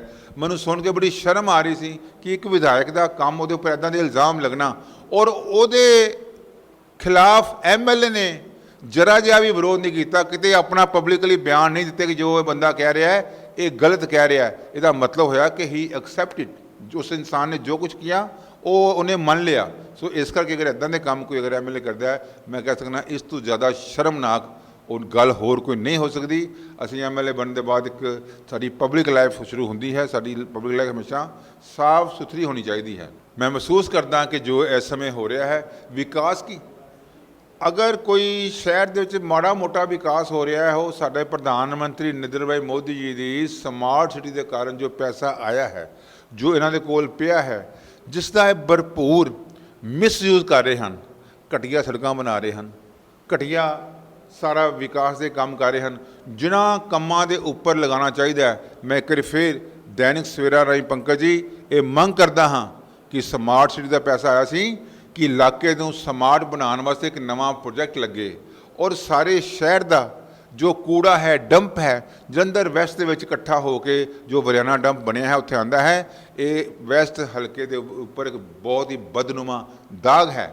ਇਹਦੇ ਲਈ, ਇਹਨੂੰ ਖਤਮ ਕਰਨ ਲਈ ਉਹ ਪੈਸਾ ਖਰਚ ਹੋਣਾ ਚਾਹੀਦਾ ਸੀ ਸਮਾਰਟ ਸਿਟੀ ਦਾ, ਪਰ ਐਮਐਲਏ ਕੁੰਭਕਰਨ ਦੀ ਨੀਂਦਰ ਸੁੱਤਾ ਹੈ। ਉਹਨੇ ਕੋਈ ਪ੍ਰਯਾਸ ਨਹੀਂ ਕੀਤਾ ਕਿ ਅਸੀਂ ਉਹ ਜਿਹੜਾ ਪੈਸਾ ਹੈ ਸਮਾਰਟ ਸਿਟੀ ਦੇ ਇੱਥੇ ਲਗਾਈਏ, ਇਹ ਡੰਪ ਨੂੰ ਖਤਮ ਕਰੀਏ, ਕਿਉਂਕਿ ਇਹ ਪਹਿਲੇ ਬਾਹਰ ਸੀ ਸ਼ਹਿਰ ਤੋਂ, ਹੁਣ ਸ਼ਹਿਰ ਦੇ ਵਿੱਚ ਆ ਗਿਆ ਹੈ। ਉਸ ਇਲਾਕੇ ਦੇ ਲੋਕੀ ਬਿਮਾਰ ਹੋ ਰਹੇ ਹਨ, ਮਰ ਰਹੇ ਹਨ, ਗਰੀਬਾਂ ਕੋਲ ਇਲਾਜ ਕਰਾਉਣ ਲਈ ਪੈਸਾ ਨਹੀਂ। ਉਹ ਸਮਾਰਟ ਸਿਟੀ ਦਾ ਪੈਸਾ ਲਗਾ ਕੇ ਇਸ ਇਲਾਕੇ ਤੋਂ ਬਾਹਰ ਜਾ ਕੇ ਜਗ੍ਹਾ ਲੈਣੀ ਚਾਹੀਦੀ ਹੈ, ਉੱਥੇ ਨਵਾਂ ਡੰਪ ਬਣਨਾ ਚਾਹੀਦਾ ਹੈ। ਇਹ ਡੰਪ ਜੋ ਹੈ ਇੱਥੋਂ ਖਤਮ ਹੋਣਾ ਚਾਹੀਦਾ ਹੈ। ਇਹ ਜੋ ਹੈ ਸਭ ਤੋਂ ਵੱਡੀ ਜ਼ਰੂਰਤ ਹੈ, ਜਿਹੜਾ ਕਿ ਇਹਨਾਂ ਦੇ ਉਹਦੇ ਬਾਰੇ ਇਸ ਵਿਧਾਇਕ ਨੇ ਕੁਝ ਨਹੀਂ ਕੀਤਾ। ਸੋ ਮੈਂ ਮੰਨਣਾ ਹਾਂ ਕਿ ਅਗਰ ਇਤਨਾ ਸਾਰੇ ਸ਼ਹਿਰ ਦਾ ਕੂੜਾ ਜਿਸ ਇਲਾਕੇ 'ਚ ਆ ਰਿਹਾ ਹੈ, ਇਸ ਤੋਂ ਉਸ ਹਲਕੇ ਦੇ ਵਾਸਤੇ ਮਾੜੀ ਗੱਲ ਹੋਰ ਕੀ ਹੋ ਸਕਦੀ ਹੈ। 2017 ਤੋਂ ਲੈ ਕੇ ਹੁਣ ਤੱਕ ਜਿਹੜੇ ਤੁਹਾਡੇ ਵਿਧਾਇਕ ਆ ਸੁਸ਼ੀਲ ਕੁਮਾਰ ਰਿੰਕੂ, ਉਹਨਾਂ ਦੇ ਕੰਮ ਤੁਸੀਂ ਕਿੱਦਾਂ ਦੇ ਦੇਖਦੇ ਹੋ? ਵਿਕਾਸ ਦੇ ਕੰਮ ਕਿੰਨੇ ਕਰਵਾ ਚੁੱਕੇ ਤੇ ਕਿੰਨੇ ਰਹਿ ਚੁੱਕੇ? ਜੋ ਉਹਨਾਂ ਨੇ ਵਾਅਦੇ ਕੀਤੇ ਸੀ ਸਾਰੇ ਵਾਅਦੇ ਪੂਰੇ ਹੋ ਗਏ ਆ, ਔਰ ਕਿੰਨੇ ਵਾਅਦੇ ਰਹਿ ਚੁੱਕੇ ਆ? ਮੇਰੇ ਮੁਤਾਬਕ ਜਲੰਧਰ ਵੈਸਟ ਵਿੱਚ ਜੋ ਵਿਕਾਸ ਹੋਇਆ ਹੈ, ਅਗਰ ਮੈਂ ਕਹਾਂ ਕਿ ਇਹ ਵਿਕਾਸ ਨੂੰ ਅਗਰ ਨਾ ਦੇਣਾ ਹੋਏ, ਗਲੀ ਗਲੀ ਹਰ ਨੁੱਕਰ ਦੇ ਉੱਪਰ ਨਜਾਇਜ਼ ਸ਼ਰਾਬ ਵੇਚੀ ਜਾ ਰਹੀ ਹੈ, ਹਰ ਗਲੀ ਦੇ ਵਿੱਚ ਲੜਾ ਸੱਟੇ ਦੀ ਲਾਟਰੀ ਦੀ ਦੁਕਾਨ ਪੈ ਗਈ ਹੈ, ਔਰ ਹਰ ਇਲਾਕੇ ਦੇ ਵਿੱਚ ਨਜਾਇਜ਼ ਕਲੋਨੀਆਂ ਕੱਟੀਆਂ ਜਾ ਰਹੀਆਂ ਨੇ, ਔਰ ਹਰ ਇਲਾਕੇ ਦੇ ਵਿੱਚ ਜਿਤਨਾ ਵੀ ਕ੍ਰਾਈਮ, ਨਸ਼ਾ, ਚਿੱਟਾ, ਕੈਪਸੂਲ ਵਿਕ ਰਹੇ ਹਨ। ਮੈਂ ਕਹਿੰਦਾ ਕਿ ਇਤਨਾ ਬੁਰਾਈ ਦਾ ਵਿਕਾਸ ਕਦੇ ਨਹੀਂ ਹੋਇਆ। ਮੈਂ ਕਹਿ ਸਕਦਾ ਜਲੰਧਰ ਵੈਸਟ ਵਿੱਚ ਬੁਰਾਈ ਦਾ ਵਿਕਾਸ ਤੇ ਬਹੁਤ ਹੋਇਆ, ਔਰ ਮੈਨੂੰ ਤੇ ਕਿਸੇ ਵੇਲੇ ਬੜੀ ਹੈਰਾਨੀ ਆਉਂਦੀ ਹੈ ਕਿ ਜਿਤਨੇ ਵੀ ਕ੍ਰਿਮੀਨਲ ਲੋਕੀ ਨੇ ਅੱਜ ਜਲੰਧਰ ਵੈਸਟ ਦੇ ਵਿੱਚੋਂ ਬੜੇ ਹਮਾ ਕੇ ਘੁੰਮ ਰਹੇ ਨੇ, ਔਰ ਸ਼ਰੀਫ ਆਦਮੀ ਜੋ ਹੈ ਜਲੰਧਰ ਵੈਸਟ ਵਿੱਚ ਡਰ ਦੀ ਜ਼ਿੰਦਗੀ ਬਤੀਤ ਕਰ ਰਿਹਾ ਹੈ। ਔਰ ਮੈਨੂੰ ਦੁੱਖ ਕਹਿਣ ਦਾ ਇਹ ਹੈਗਾ ਕਿ ਇਹ ਇਲਾਕੇ ਦਾ ਜਿਹੜਾ ਐਮਐਲਏ ਵੇ, ਉਹਨੇ ਕਦੇ ਵੀ ਨਸ਼ੇ ਦੇ ਖਿਲਾਫ ਆਵਾਜ਼ ਨਹੀਂ ਉਠਾਈ, ਬੁਰਾਈ ਦੇ ਖਿਲਾਫ ਆਵਾਜ਼ ਨਹੀਂ ਉਠਾਈ। ਵਿਕਾਸ ਨਾਂ ਦੀ ਕੋਈ ਚੀਜ਼ ਨਹੀਂ। ਕਾਰਪੋਰੇਸ਼ਨ ਕੋਲ ਤੇ ਤਨਖਾਹਾਂ ਦੇਣ ਵਾਸਤੇ ਪੈਸੇ ਨਹੀਂ, ਢੱਕਣ ਲਗਾਉਣ ਵਾਸਤੇ ਪੈਸੇ ਨਹੀਂ। ਇਹ ਜਲੰਧਰ ਵੈਸਟ ਦਾ ਵਿਧਾਇਕ ਖੁਦ ਕਹਿੰਦਾ ਸੀ ਕਿ ਜਲੰਧਰ ਵੈਸਟ ਨੂੰ ਕਾਰਪੋਰੇਸ਼ਨ ਨੇ ਇੱਕ ਨਰਕ ਬਣਾਇਆ ਹੈ, ਔਰ ਅੱਜ ਦੇਖੋ ਕਿ ਜਿੱਥੇ ਵਿਧਾਇਕ ਰਹਿੰਦਾ ਹੈ ਉਹਦੇ 4 ਸਵੇਰੇ ਸੀਵਰੇਜ, ਗੰਦਾ ਪਾਣੀ, ਬੁਰਾ ਹਾਲ। ਇਹਦੇ ਘਰ ਜਾਣਾ ਹੋਏ ਵਰਕਰਾਂ ਨੇ ਤੇ ਉਹਨਾਂ ਨੂੰ ਬਾਈ ਰੋਡ ਜਾਇਆ ਨਹੀਂ ਜਾਂਦਾ, ਉਹਨੂੰ ਬਾਈ ਏਅਰ ਜਾ ਕੇ ਇਹਦੇ ਘਰ ਜਾ ਕੇ ਲੈਂਡ ਕਰਨਾ ਪੈਂਦਾ ਹੈ। ਤੁਸੀਂ ਖੁਦ ਜਾ ਕੇ, ਮੈਂ ਚਾਹਾਂਗਾ ਤੁਸੀਂ ਕਿਸ ਟਾਈਮ ਜਾਇਓ, ਉਹਦੇ ਘਰ ਜਾਣ ਵਾਸਤੇ ਸੜਕ ਨਹੀਂ ਹੈਗੀ ਕੋਈ, ਉਹ ਤੁਹਾਨੂੰ ਬਾਈ ਏਅਰ ਟਿਕਟ ਲੈ ਕੇ ਉਹਦੇ ਘਰ ਜਾ ਕੇ ਲੈਂਡ ਕਰਨਾ ਪਏਗਾ। ਔਰ ਜਿਹਦਾ ਆਪਣੇ ਘਰ ਉਜੜਿਆ ਹੋਵੇ, ਬੁਰਾ ਹਾਲ ਹੋਵੇ, ਉਹਨੇ ਹੋਰ ਇਲਾਕੇ ਦਾ ਕੀ ਕੰਮ ਕਰਨਾ ਹੈ। ਸੋ ਇਸ ਕਰਕੇ ਜਲੰਧਰ ਵੈਸਟ ਵਿੱਚ ਸਭ ਤੋਂ ਮੈਂ ਕਹਿੰਦਾ ਵਸਟ ਹਾਲਾਤ ਨੇ। ਕਦੇ ਕੋਈ ਕਾਰਾਂ ਡੁੱਬਦੀਆਂ ਪਈਆਂ ਨੇ, ਕਦੇ ਕੋਈ ਡੁੱਬ ਰਿਹਾ, ਕੋਈ ਡੁੱਬ ਰਿਹਾ, ਕੁਛ ਹੋ ਰਿਹਾ, ਬੁਰਾ ਹਾਲਾਤ ਨੇ ਪੰਜਾਬ ਦੇ ਵਿੱਚ। ਸਭ ਤੋਂ ਮਾੜਾ ਹਾਲ ਅਗਰ ਸ਼ਹਿਰ ਦੇ ਵਿੱਚ ਹੈ, ਜਲੰਧਰ ਵੈਸਟ ਦਾ ਹੈ। ਸੋ ਮੇਰਾ ਕਹਿਣ ਦਾ ਭਾਵ ਹੈ, ਕੰਮ ਤਾਂ ਹੁੰਦਾ ਅਗਰ ਕੰਮ ਕਰਨ ਦੀ ਸ਼ਰਧਾ ਹੋਏ। ਅਗਰ ਅਸੀਂ ਆਪਣੇ ਵਾਸਤੇ ਸੋਚਦੇ ਹੋਈਏ ਅੱਜ ਮੈਨੂੰ ਕਿੱਥੋਂ ਪੈਸੇ ਆਣੇ ਨੇ, ਅੱਜ ਮੈਂ ਕਿਹੜਾ ਕੰਮ ਕਰਨਾ ਹੈ, ਕਿੱਥੇ ਲਾਟਰੀ ਜ਼ਰਾ ਸੱਟਾ ਚਲਾਉਣਾ ਹੈ ਤੇ ਮੈਨੂੰ ਪੈਸੇ ਮਿਲਣ, ਉਹ ਤਿਆਗ ਦੀ ਭਾਵਨਾ ਜਦ ਤੱਕ ਨਹੀਂ ਹੈਗੀ ਤਦ ਤੱਕ ਇਲਾਕੇ ਦਾ ਵਿਕਾਸ ਨਹੀਂ ਹੋਏਗਾ। ਉਹਦਾ ਇਲਾਕਾ ਜੋ ਹੈ ਬਸਤੀ ਦਾਨ ਚਮੰਦਾ, ਅਨੂਪ ਨਗਰ, ਸਤਨਾਮ ਨਗਰ, ਬਿਰਦੀ ਕਲੋਨੀ, ਸਾਰਾ ਇਲਾਕਾ ਭਗਤ ਜੀ ਨੇ ਬਣਾਇਆ ਹੈ। ਅੱਜ ਉਹਨੂੰ ਉਸ ਇਲਾਕੇ 'ਚ ਕੰਮ ਕਰਨ ਦੀ ਲੋੜ ਨਹੀਂ। ਜਿੰਨਾ ਵਿਕਾਸ ਹੋਇਆ ਭਗਤ ਜੀ ਦੇ ਨਾਂ 'ਤੇ ਹੁਣ ਹੋਇਆ ਹੈ। ਹੁਣ ਸਿਰਫ ਇੱਕੋ ਹੀ ਹੋਇਆ ਵਿਕਾਸ, ਬੁਰਾਈ ਦਾ ਵਿਕਾਸ ਜਲੰਧਰ ਵੈਸਟ ਵਿੱਚ ਹੋਇਆ ਹੈ। ਔਰ ਸਾਨੂੰ ਬੜਾ ਦੁੱਖ ਨਾਲ ਕਹਿਣਾ ਪੈਂਦਾ ਹੈ। ਮੈਂ ਬੇਨਤੀ ਕਰਾਂਗਾ ਜਨਤਾ ਨੂੰ, ਸਾਥੀਓ ਆਓ ਸਮਾਂ ਆ ਗਿਆ, ਕਿਉਂਕਿ ਹਮੇਸ਼ਾ ਬੁਰਾਈ ਦਾ ਨਾਸ਼ ਕਰਨਾ, ਅਗਰ ਜੋ ਆਦਮੀ ਬੁਰਾਈ ਫੈਲਾਉਂਦਾ ਹੈ ਮੈਂ ਉਹਦੇ ਖਿਲਾਫ ਹਾਂ, ਚਾਹੇ ਕੋਈ ਵੀ ਇਨਸਾਨ ਹੋਵੇ। ਅਸੀਂ ਬੁਰਾਈ ਦੇ ਖਿਲਾਫ ਆਵਾਜ਼ ਉਠਾਉਂਦੇ ਆਏ ਹਾਂ, ਉਠਾਉਂਦੇ ਰਵਾਂਗੇ। ਭਾਰਤੀ ਜਨਤਾ ਪਾਰਟੀ ਇੱਕ ਰਾਸ਼ਟਰ ਪ੍ਰੇਮੀ, ਦੇਸ਼ ਪ੍ਰੇਮੀ ਪਾਰਟੀ ਹੈ ਔਰ ਦੁਨੀਆ ਦੀ ਸਭ ਤੋਂ ਵੱਡੀ ਪਾਰਟੀ ਹੈ। ਪ੍ਰਧਾਨ ਮੰਤਰੀ ਮੋਦੀ ਜੀ ਦੇ ਕਾਰਨ ਅੱਜ ਸਾਰੀ ਦੁਨੀਆ ਦੇ ਵਿੱਚ ਸਾਡੇ ਦੇਸ਼ ਦਾ ਨਾਮ ਉੱਚਾ ਹੋਇਆ ਹੈ। ਸੋ ਇਸ ਕਰਕੇ ਸਾਨੂੰ ਇਸ ਗੱਲ ਦਾ ਮਾਣ ਹੈ, ਮੈਨੂੰ ਇਸ ਗੱਲ ਦਾ ਮਾਣ ਹੈ ਕਿ ਮੈਂ ਭਾਰਤੀ ਜਨਤਾ ਪਾਰਟੀ ਦਾ ਇੱਕ ਜ਼ਿੰਮੇਦਾਰ ਕਾਰਜਕਰਤਾ ਹਾਂ ਔਰ ਮੇਰੇ ਜੋ ਵੀ ਜ਼ਿੰਮੇਵਾਰੀ ਪਾਰਟੀ ਲਗਾਏਗੀ ਬਖੂਬੀ ਨਿਭਾਵਾਂਗਾ। ਔਰ ਪਿਛਲੀ ਵਾਰੀ ਹੋਇਆ 17,000 ਤੇ ਮੈਂ ਲੂਜ਼ ਕਰ ਗਿਆ, ਕਿਉਂਕਿ 10 ਸਾਲ ਦਾ ਜੋ ਇਨਕੰਪੀਟੈਂਸੀ ਹੈਗਾ ਸੀ, ਉਹਦੇ ਕਾਰਨ ਲੋਕਾਂ ਦੀ ਬਹੁਤ ਜ਼ਿਆਦਾ ਨਾਰਾਜ਼ਗੀ, ਗੁੱਸਾ ਸੀ। ਔਰ ਇਸ ਕਰਕੇ ਅਕਾਲੀ ਦਲ ਦੇ ਕਾਰਨ, ਕਿਉਂਕਿ ਸਾਰਾ ਗੁੱਸਾ ਅਕਾਲੀ ਦਲ 'ਤੇ ਸੀ ਔਰ ਲੋਕਾਂ ਨੇ ਕਿਹਾ ਅਗਰ ਬੀਜੇਪੀ ਜਿੱਤਦੀ ਹੈ it will go to Akali Dal. Mahinder ji, ਕਾਫੀ ਲੰਬਾ ਸਮਾਂ ਪਿੱਛੇ ਚਲੇ ਜਾਂਦੇ, ਤੁਹਾਡੇ ਦੇ ਜਿਹੜੇ ਮੌਜੂਦਾ ਵਿਧਾਇਕ ਹੈ ਉਹਨਾਂ ਦੇ ਉੱਤੇ ਕੋਈ ਆਰੋਪ ਵੀ ਲੱਗ ਚੁੱਕੇ ਹੈ। देखो कि जिहड़ा आदमी कोई गलत काम करेगा ये पब्लिक है, सब जानती है। मैं अक्सर कहना वा कि असी जो मर्जी कर लीए, असी समाज नूं दो अखां नाल देखने आ, पर समाज सानूं हज़ारां अखां नाल देखदा है। असी जो कुछ भी करने आ वो जनता तो छुपिया नहीं। कुछ समय पहले जो नवां विधायक बनिया, उस देखो साथियों, जो अगर कोई नजायज़ काम होणगे इलाके दे विच और कारपोरेशन का फर्ज है कि जो ऑफिसर हैं उन्होंने उन्होंने रोकना है। ਉਹ ਜਦੋਂ ਰੋਕਣ ਲਈ ਆਏ JCB ਮਸ਼ੀਨਾਂ ਲੈ ਕੇ, ਤੇ ਉਹਦੇ ਉੱਪਰ ਹਲਕਾ ਵਿਧਾਇਕ ਕ੍ਰੇਨ ਦੇ ਉੱਪਰ ਚੜ੍ਹ ਗਿਆ। ਮੈਨੂੰ ਇਸ ਗੱਲ ਦੀ ਅਜੇ ਤੱਕ ਸਮਝ ਨਹੀਂ ਆਈ ਕਿ ਕੀ ਦੱਸਣਾ ਚਾਹੁੰਦਾ ਸੀ, ਕੀ ਕਹਿਣਾ ਚਾਹੁੰਦਾ ਸੀ। ਕਿਆ ਅਗਰ ਆਪਾਂ ਜਿਹੜੇ ਲੋਕੀ ਇਲੀਗਲ ਕਲੋਨੀਆਂ ਕੱਟ ਰਹੇ ਨੇ, ਅਗਰ ਸਰਕਾਰ ਉਹਨੂੰ ਬਣਨ ਤੋਂ ਰੋਕਦੀ ਹੈ ਔਰ ਅਸੀਂ ਉਹਨਾਂ ਨੂੰ ਕਲੋਨੀਆਂ ਢਾਣ ਨਹੀਂ ਦਿੰਦੇ, ਕ੍ਰੇਨ ਉੱਪਰ ਚੜ੍ਹਨੇ ਆ, ਤੇ ਇਹਦਾ ਮੈਸੇਜ ਕੀ ਜਾਏਗਾ ਕਿ ਡੈਫੀਨੇਟਲੀ ਸਾਡਾ ਉਹਨਾਂ ਲੋਕਾਂ ਦੇ ਨਾਲ ਸੰਬੰਧ ਹੈਗਾ। ਅਸੀਂ ਉਹਨਾਂ ਨੂੰ ਬਚਾਉਣਾ ਚਾਹੁੰਦੇ ਹਾਂ। ਅਸੀਂ ਸਰਕਾਰ ਦਾ ਕਰੋੜਾਂ ਰੁਪਈਆ ਜੋ ਉਹਨਾਂ ਨੂੰ ਰੈਵਨਿਊ ਮਿਲਣਾ ਹੈ ਉਹ ਮਰਵਾਉਣਾ ਚਾਹੁੰਦੇ ਹਾਂ ਔਰ ਉਹਦੇ ਬਦਲੇ ਕਲੋਨਾਈਜ਼ਰਾਂ ਦੇ ਨਾਲ ਭਾਈਵਾਲੀ ਪਾ ਕੇ ਅਸੀਂ ਉਹਨਾਂ ਕੋਲੋਂ ਆਪਣੇ ਇੰਟਰਸਟ ਸਾਧਨਾ ਚਾਹੁੰਦੇ ਹਾਂ। ਇਸ ਤੋਂ ਸਾਫ਼ ਜ਼ਾਹਰ ਹੈ। ਸੋ ਉਹ ਜੋ ਐਪੀਸੋਡ ਹੋਇਆ, ਉਹ ਲੋਕਾਂ ਨੇ ਇਸ ਗੱਲ ਦਾ ਪੂਰਾ ਪਤਾ ਹੈ ਕਿ ਉਹ ਉਸ ਵੇਲੇ ਜੋ ਕੀਤਾ ਗਿਆ ਉਹ ਜਨਤਾ ਦੇ ਫੇਵਰ 'ਚ ਨਹੀਂ ਸੀ, ਜਨਤਾ ਦੇ ਖਿਲਾਫ ਸੀ। ਉਹ ਕੇਵਲ ਤਾਂ ਕੇਵਲ ਆਪਣੇ ਫਾਇਦੇ ਲਈ, ਕਰਪਸ਼ਨ ਲਈ, ਬੇਈਮਾਨੀ ਲਈ, ਪੈਸੇ ਲੁੱਟਣ ਵਾਸਤੇ ਉਹਨਾਂ ਨੂੰ ਬਚਾਉਣ ਦੀ ਕੋਸ਼ਿਸ਼ ਕੀਤੀ। ਜਿਹੜੀ ਮੈਡਮ ਉਦੋਂ ਕਾਰਪੋਰੇਸ਼ਨ ਤੋਂ ਆਈ ਸੀ, ਨਜਾਇਜ਼ ਜਿਹੜੀਆਂ ਬਿਲਡਿੰਗਾਂ ਬਣਦੀਆਂ ਪਈਆਂ ਉਹਨਾਂ 'ਤੇ ਕਾਰਵਾਈ ਕਰਨ, ਮੌਜੂਦਾ ਵਿਧਾਇਕ ਵੱਲੋਂ ਉਹਨਾਂ ਦੇ ਉੱਤੇ ਵੀ ਯਾਨੀ ਕਿ ਗਲਤ ਸ਼ਬਦ ਵੀ ਉਹਦੇ 'ਤੇ ਪ੍ਰਯੋਗ ਕੀਤੇ ਗਏ ਸੀ ਉਸ ਮੈਡਮ ਦੇ ਉੱਤੇ। ਪੰਕਜ ਜੀ, ਸਾਡੇ ਦੇਸ਼ ਦਾ ਇਤਿਹਾਸ ਹੈ, ਸਾਡੀ ਸੱਭਿਅਤਾ ਹੈ ਕਿ ਅਸੀਂ ਹਮੇਸ਼ਾ ਨਾਰੀ ਜਾਤੀ ਦਾ ਬਹੁਤ ਸਤਿਕਾਰ ਕਰਨੇ ਆ, ਉਹਦਾ ਮਾਣ ਕਰਨੇ ਆ। ਅਸੀਂ ਇਸ ਕਰਕੇ ਨਾਰੀ ਜਾਤੀ ਨੂੰ ਕਿਸੇ ਵੇਲੇ ਲਕਸ਼ਮੀ ਦਾ ਰੂਪ ਦਿੰਦੇ ਹਾਂ। ਇਸ ਕਰਕੇ ਇੱਕ IAS ਅਫੀਸਰ ਮੈਡਮ ਜੈਨ ਜੀ ਅਗਰ ਉੱਥੇ ਇਲਾਕੇ 'ਚ ਗਏ, ਉਹਨਾਂ ਨੇ ਜੋ ਨਜਾਇਜ਼ ਬਿਲਡਿੰਗਾਂ ਬਣ ਰਹੀਆਂ ਹਨ ਉਹਨਾਂ ਨੂੰ ਉੱਪਰੋਂ ਮੇਅਰ ਸਾਹਿਬ ਦਾ ਜਾਂ ਕਮਿਸ਼ਨਰ ਸਾਹਿਬ ਨੇ ਕਿਹਾ, ਉਹ ਇਲਾਕੇ 'ਚ ਜਾ ਕੇ ਉਹਨਾਂ ਬਿਲਡਿੰਗਾਂ ਨੂੰ ਢਾਹਣਾ ਸ਼ੁਰੂ ਕੀਤਾ। ਪਰ ਜਦੋਂ ਵਿਧਾਇਕ ਦੇ ਚਹੇਤਿਆਂ ਦੀਆਂ ਬਿਲਡਿੰਗਾਂ ਬਣ ਰਹੀਆਂ ਹਨ, ਢਾਹਣ ਦੀ ਕੋਸ਼ਿਸ਼ ਕੀਤੀ ਗਈ ਔਰ ਇਹਨਾਂ ਉੱਥੇ ਜਾ ਕੇ ਇੱਕ IAS ਅਫਸਰ ਨੂੰ ਜਾ ਕੇ ਬਹੁਤ ਹੀ ਘਟੀਆ ਸ਼ਬਦਾਂ ਦਾ ਇਸਤੇਮਾਲ ਕੀਤਾ ਔਰ ਮੈਂ ਉਹ ਆਪਣੇ ਮੂੰਹ ਤੋਂ ਕਹਿਣਾ ਵੀ ਠੀਕ ਨਹੀਂ ਸਮਝਦਾ। ਔਰ ਇੱਕ ਵਿਧਾਇਕ ਵਰਗੇ ਇਨਸਾਨ ਨੂੰ ਇੱਦਾਂ ਦੀ ਘਟੀਆ ਭਾਸ਼ਾ ਦਾ ਇਸਤੇਮਾਲ ਕਰਨਾ ਆਪਣੇ ਆਪ ਵਿੱਚ ਇੱਕ ਵਿਧਾਇਕ ਦੀ ਗਰਿਮਾ ਜੋ ਹੈ ਪੋਸਟ ਪਰ ਪਦਵੀ ਦੀ, ਉਹਨੂੰ ਚੋਟ ਪਹੁੰਚਾਈ ਜਾਂਦੀ ਹੈ, ਕਿਤੇ ਨਾ ਕਿਤੇ ਉਹਦਾ ਸਤਰ ਗਿਰਾਇਆ ਜਾਂਦਾ ਹੈਗਾ। ਔਰ ਉਸ ਦੇ ਨਾਲ ਦੇਖੋ ਕਿ ਮੇਰਾ ਤਾਂ ਮੰਨਣਾ ਹੈ ਕਿ ਇੱਕ IAS ਅਫਸਰ ਤੇ ਐਮਐਲਏ ਬਣ ਸਕਦਾ ਹੈ। ਆਈਐਸ ਅਫਸਰ ਐਮਐਲਏ ਵੀ ਬਣ ਸਕਦਾ ਹੈ, ਪਰ ਇੱਕ ਐਮਐਲਏ ਆਈਐਸ ਅਫਸਰ ਨਹੀਂ ਬਣ ਸਕਦਾ। ਆਈਐਸ ਅਫਸਰ ਬਣਨ ਵਾਸਤੇ ਬਹੁਤ ਪੜ੍ਹਾਈ ਕਰਨੀ ਪੈਂਦੀ ਹੈ, ਔਰ ਸਾਨੂੰ ਇਸ ਕਰਕੇ ਜੋ ਇੰਡੀਅਨ ਐਡਮਿਨਿਸਟ੍ਰੇਟਿਵ ਸਰਵਿਸਿਜ਼ ਦਾ ਜੋ ਅਫੀਸਰ ਹੁੰਦਾ ਹੈ, ਸਾਨੂੰ ਉਹਦਾ ਸਤਿਕਾਰ ਕਰਨਾ ਚਾਹੀਦਾ ਹੈ। ਉਹਨਾਂ ਨੇ ਜੋ ਵੀ ਕੰਮ ਹੈ ਉਹ ਇੱਕ ਐਗਜ਼ੈਕਟਿਵ ਪੋਸਟ ਹੈ, ਇਸ ਕਰਕੇ ਸਾਨੂੰ ਉਸ ਵੇਲੇ ਜੋ ਉਹਨਾਂ ਨੇ ਕੀਤਾ, ਆਪਣੇ ਸੱਤਾ ਦੇ ਨਸ਼ੇ ਦੇ ਵਿੱਚ ਚੂਰ ਹੋ ਕੇ ਇੱਕ ਬੇਟੀ ਸਮਾਨ ਉਸ ਲੜਕੀ ਮੈਡਮ ਜੈਨ ਦੇ ਖਿਲਾਫ ਬੋਲਿਆ। ਮੇਰੇ ਤਾਂ ਲੱਗਦਾ ਸੀ ਕਿ ਸਾਨੂੰ ਪੂਰੀ ਉਮੀਦ ਸੀ ਕਿ ਕਾਰਪੋਰੇਸ਼ਨ ਜੋ ਹੈ ਇੱਕ ਆਈਐਸ ਅਫਸਰ ਨੂੰ ਕੰਮ ਕਰਨ ਤੋਂ ਰੋਕਣ ਤੇ ਔਰ ਉਹਨੂੰ ਮਾੜੀ ਸ਼ਬਦਾਵਲੀ ਵਰਤਨ ਦੇ ਉੱਪਰ ਇਹਦੇ ਖਿਲਾਫ, ਵਿਧਾਇਕ ਦੇ ਖਿਲਾਫ ਕੋਈ ਨਾ ਕੋਈ ਪਰਚਾ ਕਰਾਏਗੀ, ਕੇਸ ਕਰਾਏਗੀ, ਐਫਆਈਆਰ ਕਰਾਏਗੀ। ਔਰ ਮੈਨੂੰ ਬੜਾ ਦੁੱਖ ਪੈਂਦਾ ਹੈ ਕਿ ਕਈ ਅਫਸਰਾਂ ਨੇ ਆਪਣੀ ਬੇਇੱਜ਼ਤੀ ਤੇ ਸਹਿਨ ਕਰ ਲਈ, ਪਰ ਉਹਦੇ ਖਿਲਾਫ ਕੋਈ ਕਾਰਵਾਈ ਨਹੀਂ ਕੀਤੀ। ਇਸ ਦੇ ਨਾਲ ਜੋ ਹੈ ਬਾਕੀਆਂ ਨੂੰ ਵੀ ਇੱਕ ਹੌਸਲਾ ਮਿਲਦਾ ਹੈ ਕਿ ਜਿਹਨੂੰ ਮਰਜ਼ੀ ਤੁਸੀਂ ਬਦਤਮੀਜ਼ੀ ਨਾਲ ਬੁਲਾਓ। ਸੋ ਮੈਂ ਇਹਦਾ ਵਿਰੋਧ ਕਰਨਾ ਹਾਂ, ਮੈਂ ਇਹਨੂੰ ਕੰਡੈਮ ਕਰਨਾ ਹਾਂ। ਇਹਦੇ ਵਿੱਚ ਕਿਸੇ ਤਰੀਕੇ ਦੀ ਵੀ ਕੋਈ ਮੈਂ ਇਹਨੂੰ ਰਿਆਇਤ ਨਹੀਂ ਦੇ ਸਕਦਾ। ਸਾਨੂੰ ਆਪਣੀ ਭਾਸ਼ਾ 'ਤੇ ਕੰਟਰੋਲ ਕਰਨਾ ਚਾਹੀਦਾ ਹੈ। ਅਸੀਂ ਜੋ ਹੈ ਐਮਐਲਏ ਬਣਨ ਦੇ ਬਾਅਦ ਅਸੀਂ ਕੋਈ ਥਾਣੇਦਾਰ ਨਹੀਂ ਬਣ ਜਾਂਦੇ, ਅਸੀਂ ਕੋਈ ਆਈਜੀ ਨਹੀਂ ਲੱਗੇ, ਅਸੀਂ ਮੁੱਖ ਸੇਵਾਦਾਰ ਬਣਨੇ ਆ। ਅਗਰ ਸਾਨੂੰ ਲੋਕੀ ਵੋਟਾਂ ਪਾਉਂਦੇ ਨੇ, ਅਸੀਂ ਕੁਝ ਵੀ ਨਹੀਂ। ਇੱਕ ਐਮਐਲਏ, ਕੌਂਸਲਰ, ਇੱਕ ਮੰਤਰੀ, ਇੱਕ ਮੁੱਖ ਮੰਤਰੀ, ਇੱਕ ਲੋਕ ਸਭਾ ਮੈਂਬਰ ਕੀ ਹੈ? ਇਹ ਲੋਕਾਂ ਦੇ ਦੁਆਰਾ ਚੁਣਿਆ ਹੋਇਆ, ਅਗਰ ਕਿਹਾ ਜਾਏ, ਉਹਨਾਂ ਨੂੰ ਰਿਪਰੈਜ਼ੈਂਟ ਕਰਦਾ ਹੈ ਔਰ ਉਹਨਾਂ ਵਾਸਤੇ ਉਹਦਾ ਕੰਮ ਜੋ ਹੈ ਉਹਨਾਂ ਦੀ ਸੇਵਾ ਕਰਨਾ ਹੈ। ਪਿਛਲੀ ਵਾਰ ਤੁਸੀਂ ਬੀਜੇਪੀ ਦਾ ਤੁਹਾਡੇ ਨਾਲ ਗੱਠਜੋੜ ਸੀ, ਸ਼੍ਰੋਮਣੀ ਅਕਾਲੀ ਦਲ ਤੇ ਬੀਜੇਪੀ ਦਾ ਗੱਠਜੋੜ ਸੀ। ਹੁਣ ਗੱਠਜੋੜ ਟੁੱਟ ਚੁੱਕਾ। ਹੁਣ ਤੁਸੀਂ ਬੀਜੇਪੀ ਨੂੰ ਕਿੱਥੇ ਦੇਖ ਰਹੇ ਹੋ ਔਰ ਸ਼੍ਰੋਮਣੀ ਅਕਾਲੀ ਦਲ ਨੂੰ ਕਿੱਥੇ ਦਿਖ ਰਹੇ ਹੋ? ਔਰ ਸ਼੍ਰੋਮਣੀ ਅਕਾਲੀ ਦਲ ਦਾ ਹਾਲੇ ਤੱਕ ਗੱਠਜੋੜ ਬੀਐਸਪੀ ਨਾਲ ਹੋ ਚੁੱਕਾ। ਦੇਖੋ, ਜੋ ਪਾਰਟੀਆਂ ਹਨ ਉਹਨਾਂ ਦਾ ਆਪਸ 'ਚ ਅਲਾਇੰਸ ਬਣਦਾ ਵੀ ਹੈ ਔਰ ਛੁੱਟਦਾ ਵੀ ਹੈ, ਵਿਗੜਦਾ ਵੀ ਹੈ, ਅਲੱਗ ਵੀ ਹੁੰਦੇ ਆ।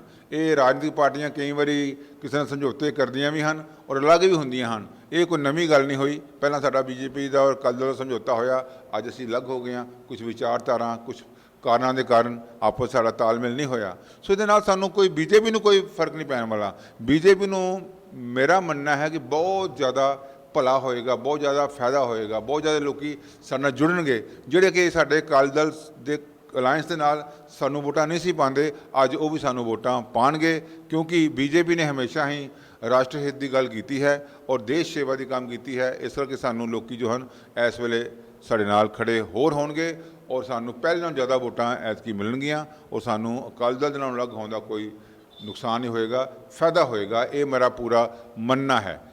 ਜਿਹੜੀ ਤੁਹਾਡੀ opposition party Shiromani Akali Dal plus BSP ਹੋ ਗਈ ਹੈ, ਤੇ ਇਹ ਪਾਰਟੀ ਨੂੰ ਹੁਣ ਤੁਸੀਂ ਕਿੱਥੇ ਦੇਖਦੇ ਹੋ ਖੜੀ ਨੂੰ? ਦੇਖੋ, ਇਹ ਤੇ ਮਤਲਬ ਕਿ ਹੁੰਦਾ ਨਾ ਜਿੱਦਾਂ ਡੂਬਤੇ ਕੋ ਤਿਨਕੇ ਦਾ ਸਹਾਰਾ। ਇਹ ਅਕਾਲੀ ਦਲ ਨੇ ਡੁੱਬਦਿਆਂ ਹੋਇਆਂ ਕੋਸ਼ਿਸ਼ ਕੀਤੀ ਕਿ ਚਲੋ ਅਸੀਂ ਬੀਐਸਪੀ, ਜਦ ਹੋਰ ਕੋਈ ਸਮਝੌਤਾ ਕੋਈ ਸਾਡਾ ਕੰਪਰੋਮਾਈਜ਼ ਨਹੀਂ ਕਰਦਾ ਤੇ ਬੀਐਸਪੀ ਲੈ ਲਓ। ਦੇਖੋ, ਬੀਐਸਪੀ ਦਾ ਜੋ ਸਮਝੌਤਾ ਹੋਇਆ ਅਕਾਲੀ ਦਲ ਤੇ ਬੀਐਸਪੀ ਦਾ, ਇਹ ਇੱਕ ਬਹੁਤ ਹੀ ਮੈਂ ਕਹਿ ਸਕਦਾ ਕਿ ਅਨਵਾਂਟਡ ਸਮਝੌਤਾ ਹੋਇਆ ਹੈਗਾ। ਇਹਦਾ ਆਪਸ 'ਚ ਕੋਈ ਤਾਲਮੇਲ ਨਹੀਂ ਹੈਗਾ।